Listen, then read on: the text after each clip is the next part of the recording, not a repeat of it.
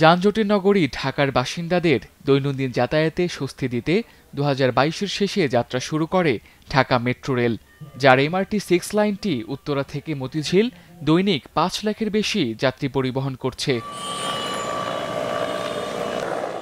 এই যাত্রীদের কাছে বিজ্ঞাপন বা যেকোনো তথ্য পৌঁছানোর একটা সহজ মাধ্যম মেট্রো স্টেশন বা ট্রেনের ভেতরে থাকা মনিটর। আর এবার এই বিজ্ঞাপন ব্যবস্থাপনার দায়িত্ব পেল বিজ্ঞাপনী সংস্থা NX কমিউনিকেশনস লিমিটেড। সোমবার রাজধানীতে মেট্রো রেলের প্রধান দপ্তরে Dhaka mass transit company limited ও NX কমিউনিকেশনের মধ্যে এক্সক্লুসিভ ইনসাইট ব্র্যান্ডিং বিষয়ক একটি চুক্তি স্বাক্ষর হয়। NX কমিউনিকেশন লিমিটেড শুধু যে আমাদের কাছে রেন্ট নিছে ওইভাবে আমরা দেখি না। We think you are a partner, you are promoting আস,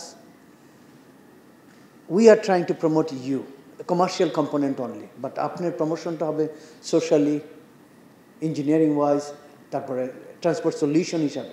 এই কাজটি ওপেন টেন্ডারের মাধ্যমে পেয়েছি, আমরা উইন করেছি।